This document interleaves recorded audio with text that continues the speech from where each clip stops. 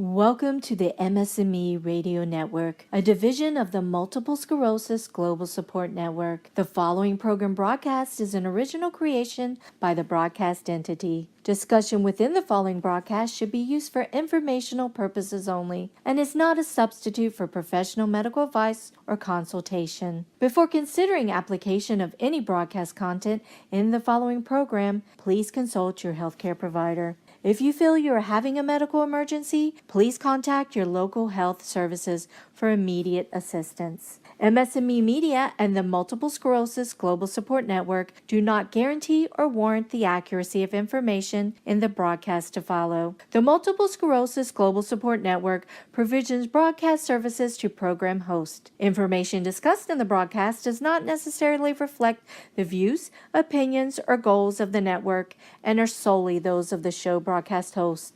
Should you wish to host a broadcast, please visit our website at msmemedia.com and submit a request to become a program host.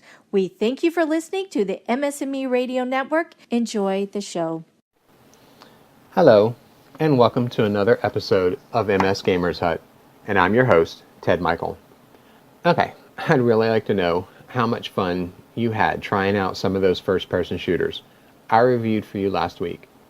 I don't know about you guys, but I'm still playing Call of Duty. This week, I'm reviewing some cartoon tie-in games. A tie-in work is a work of fiction or other product based on media property such as a film, video game, television series, board game, website, role-playing game, or literary properties. Tie-ins are authorized by the owners of the original property and are a form of cross-promotion used primarily to generate additional income for that property and to promote its visibility. The first game I'm going to talk about is South Park Phone Destroyer. South Park Phone Destroyer does a lot of things right. There is a full campaign complete with hilarious story casting you as the new kid playing a new game with the children of South Park, using my phone to summon Western, sci-fi, religious, and other variants of the character onto the battlefield. The campaign is broken up into short stages that each play a bit like a beat-em-up, where I don't actually lay the smackdown on anyone. While my avatar does have a weak lightning attack, it's the cards I summon that do the majority of the damage. As with similar mobile card games, each card has a cost that draws from a constantly filling meter. To keep consistent with the world, there can only be one version of a named character in play at a time. That includes my enemies. If I am up against a Stan, I can't play one of my Stan cards until he is defeated. There is no energy meter to worry about when going through the campaign. Phone Destroyer wants us to play for as long as we want, or at least until we hit that barrier of progression. Each stage has 25 levels of difficulty, and you can replay them as much as you want, though you can't return to easier difficulties if you can't find yourself outclassed. Character cards can be upgraded with supply cards and in-game currency, but to actually increase your levels, you need to collect multiples of the same character. These cards are a bit more difficult to come by than you have experienced in other apps.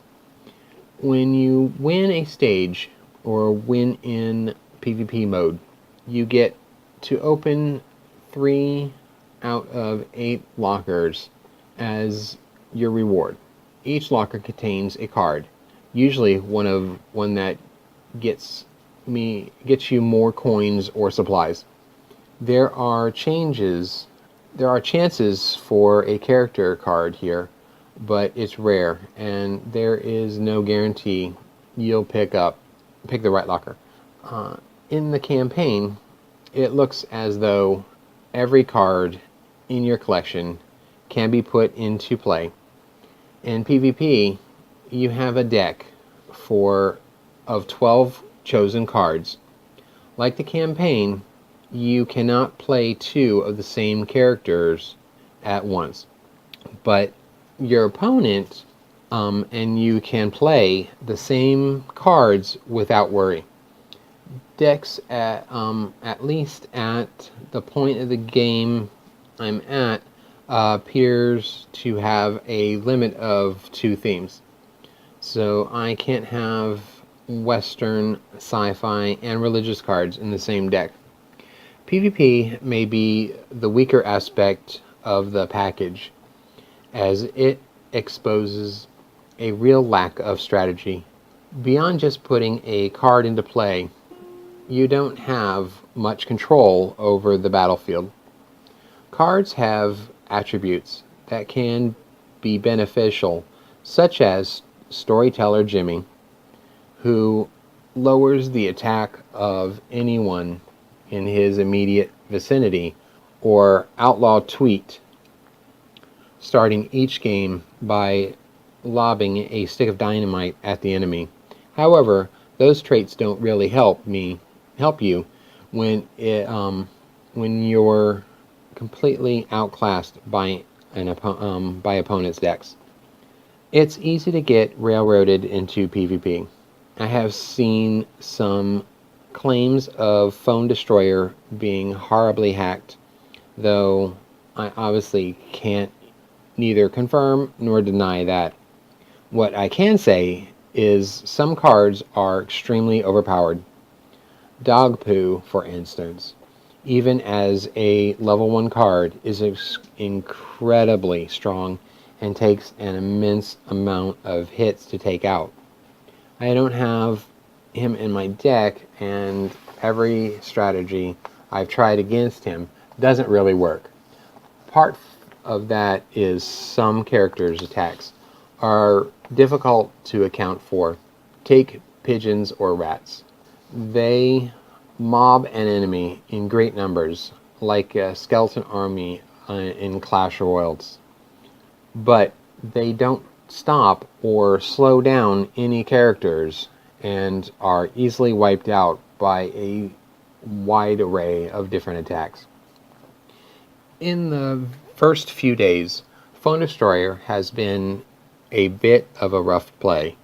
I experienced multiple instances of app freezing or crashing, including when I was given a free deck of cards that I was able to claim. The game can be slow to load, with many loading screens to deal with.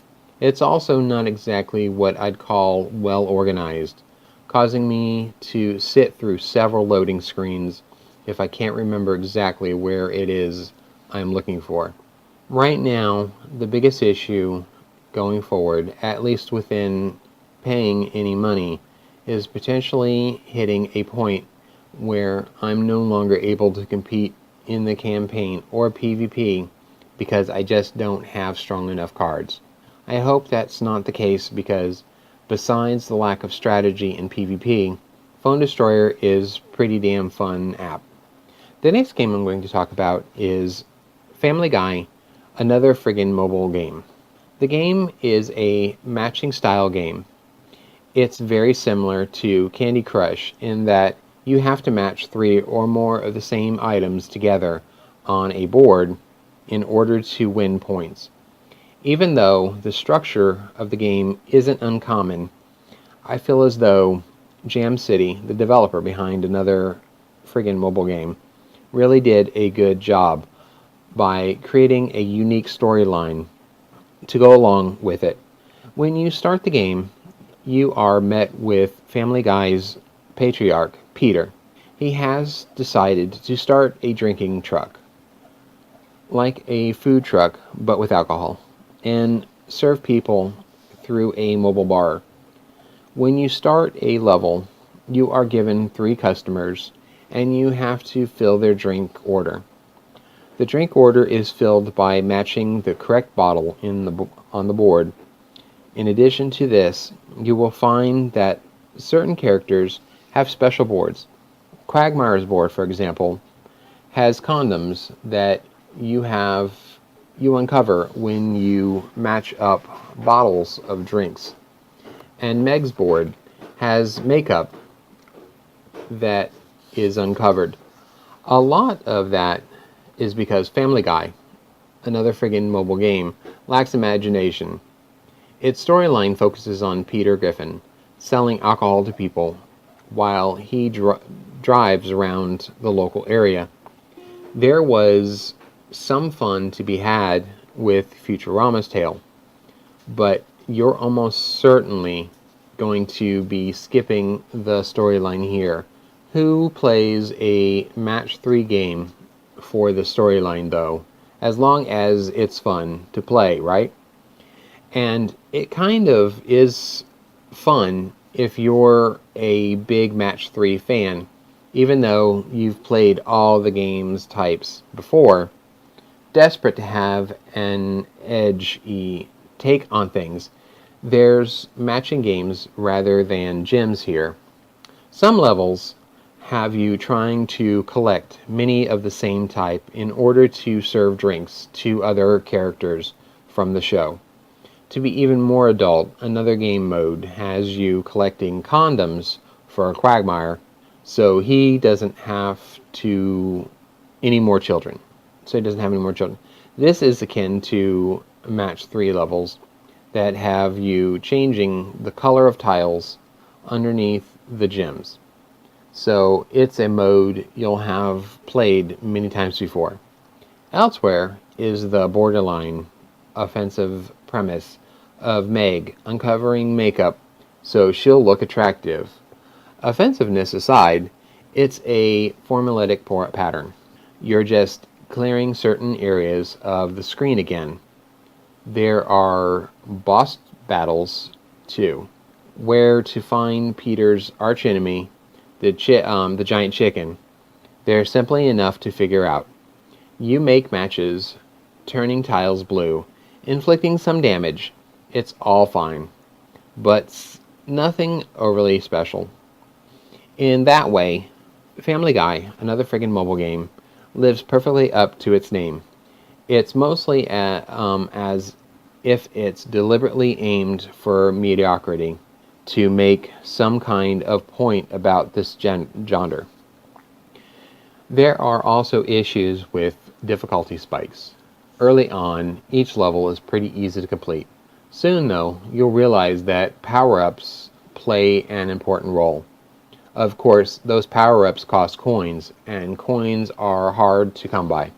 Throw in a live-based system, and it's clear that Family Guy's another friggin' mobile game is keen to get some money out of you. That would be fine if this was a fun experience, but it's all so lackluster. It tries so hard to be funny that it fails on most counts. Power-ups might be called things like Kitty Crossbow, but it's all a bit childish and not funny. Sure, some would say that about the show, but as a casual fan of it, I just found the game to be scraping the barrel. You might find some satisfaction in collectibles you can earn, unlocking character costumes, new parts of the storyline, or if you're not too interested in a storyline, it's not exactly like there's a shortage of match 3 puzzle games on the App Store. Family Guy, another friggin' game, mobile game, is just a little too eager to live up to its name. The next game I'm going to talk about is Futurama, Game of Drones. You can make a match 3 game out of anything, it seems. Even something like the constantly imaginative TV show Futurama. Except Futurama Game of Drones isn't a match 3 game. Oh no, It's a match 4 game. Okay, that doesn't sound much more exciting, but you know what? Futurama Game of Drones is quite fun. It suffers from the usual brevity of freemium bits and pieces to entice you into spending money, but it's one of the good matching puzzle games. You're matching delivery drones rather than gems or fruit this time around. Things of Thinking of it as an example of what happens when Amazon drones go bad. Fortunately, they're fairly harmless here, matching in the usual mix of swiping and dragging your finger around. It takes a few turns to retrain your brain to match 4 rather than 3, but it also opens things up to some quite impressive combos. If you match more than 4 in one move, you acquire various power-ups. You can form a laser beam that takes out all of one line, or a bomb move that wipes out a wide area in one swipe. The really cool moves are when you gain a colorful looking power-up which you can combine with a colored drone in order to turn all of that color into power-ups. Such bonuses mean that Futurama Game of Drones is a constantly fast-paced experience, while you should always be taking time to plan your moves in advance. You can achieve a lot of one move, encouraging you to move quickly. Some levels have you matching a certain number of drones to move on to the next level, while others might require you to clear slime from underneath each tile. There's the usual assortment of obstacles, such as cargo crates that get in the way. Oh, and in a typical Candy Crush style vein, some sequences expect you to help move a pizza box to the bottom of the screen. At times, Futurama Game of Drones feels more of a puzzle game than a standard matching game, requiring more than just the luck of what color appears to succeed. It's mostly business as usual for the genre, but Futurama Game of Drones makes it quite fun. There's a life system slowing you down a little, as well as some ads to skip past, but it's not too obtrusive. I found occasional difficulty spikes, but nothing that made me feel like the game was trying to gouge me for money. Futurama Game of Drones also captures the spirit of TV show reasonably well. At regular points, you unlock scenes as part of a longer storyline. Also, throughout playing, you get to hear lines from various characters as they boast about your exploits. Despite yourself, you'll feel smug about that. It's those little things that will endear you to what's unfolding, even if you do end up craving more memorable quotes and more appearances from Bender, who stays in at all too brief. It'll be understandable to approach Futurama Game of Drones somewhat cynically. After all, the App Store is far from short of match 3 games, but it offers enough to ensure that this feels like more than just a cookie cutter take on the genre. Embracing the subject matter, as well as maintaining a fast-paced take on matching different colors, means you'll find yourself frequently itching for just one more go, even if a little part of you might realize you're going over to the dark side. The next game I'm going to talk about is Simpsons Tapped Out. The Simpsons Tapped Out is one of the most successful mobile games, both in terms of downloads and profitability, and one of those titles that inspires game developers to keep chasing the lucrative iPhone and Android market. In its first year, it had spent all but 12 days on the top 10 list of top grossing iPhone games in the United States and generated over 10 million in revenues for entertainment artists. Not bad for a game that's free to play. Of course, if entertainment artists is hauling in the cash like that on a free game, then it's obviously a freemium game that it is, as befits a game centered around the antics of Homer Simpson. The in-game currency is donuts. While you are never forced to spend real cash to buy them, it can be awfully tempting. It takes a few months to earn 50 donuts the hard way. Homer accidentally causes a meltdown at the Springfield nuclear plant, wiping the town off the map. It's up to you to rebuild the city from scratch, adding characters, buildings, and decorations as you go. There's a lot of tapping, a little bit of city planning a la SimCity, and social interactions through the ability to visit and interact with your friends in Springville. Send your characters to do jobs or fulfill tasks to earn money and experience points. Money lets you buy more stuff. Experience points let you level up to earn donuts and unlock further levels. Donuts can be used to speed up tasks or to buy premium characters, buildings, and decorations. Entertainment Artist has recognized that farming and mining can get old fast, so characters have tasks of different durations. You can send them off for 30 seconds, 24 hours, or other options.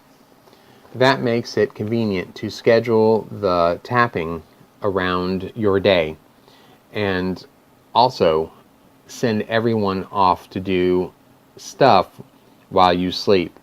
Entertainment Artists has made it even easier with a recent feature that lets you automatically send everyone off on a job for a given duration with a single click. Collectibles, objects, and buildings can become clutter over time, but you can sell them or put them in storage for later use. You do need to have a network connection to play the game. In the early days, this led to some frustrating moments when Entertainment Artists servers couldn't handle the load. However, they've addressed that issue, and it's been a long time since I've had a problem there. If you're going to play on the go, that doesn't mean you'll be using mobile data, although I don't find it demanding enough except for those times when an update needs to be downloaded. One of the reasons The Simpsons Tapped Out has been so successful and continues to be popular when so many other games have flamed out after a few months is its authenticity. If you like the TV show, you're going to like the game. Multiple writers for The Sims work on The Sims Tapped Out, ensuring the dialogue and quests in the game match the humor of the show. Character voices are largely done by the same voice actors as their TV counterparts, although the speaking parts are limited to catchphrases, like while Entertainment Artists and Fox have done multiple tie-ins between current TV show episodes and the game, the app is not above mocking itself, or the entire freemium business model either. Entertainment artists also invest in regular updates, just as a particular theme like Halloween or Clash of Clones, a Clash of Clans parody, starts to wear thin. Something new is introduced. The game has even seen several expansions, including Krusty Land and most recently Springfield Heights. At the moment, I am busy collecting track pieces after the monorail was unlocked. And yeah, I haven't quite gotten around to tidying up that corner of my Springfield. The Simpsons Tapped Out looks great. It's a virtual clone of the TV show animation, dominated by primary colors. HD graphics means everything is nicely sharp, characters are always on the move, and tapping them or some of the decorations will often trigger a unique response. There's enough going on that it's more suited to playing on a tablet than on a smartphone, especially as your Springfield grows in size. It's easy to swipe around, then zoom in on character or a building as needed. The Simpsons Tapped Out isn't a particularly demanding game, and that's one of the reasons I enjoyed it. That and the fact that I'm a fan of The Simpsons, entertainment artists' commitment to the game, including releasing new content, characters, and quests on a monthly basis during the entire 3 years run of the game, has also gone a long way towards keeping the game fresh. If you're looking for a casual game for your iPhone, iPad, iPod Touch, or Android device, and appreciate all things Springfield, then you can't go wrong with this free-to-play The Simpsons Tapped Out. You can get intense about it for a few hours at a time if you wish, optimize your Springfield layout, or you can send everyone for a day and forget about it without falling behind. It's truly a casual game. Well, that brings us to the end of another episode of MS Gamers Hut. As usual, I'd like to thank MS&Me Radio for giving me the opportunity to share my passion for games, and to my listeners, because without you, there would be no MS Gamers Hut. Next week, I will be checking out some movie tie-in games. Goodbye, and keep gaming.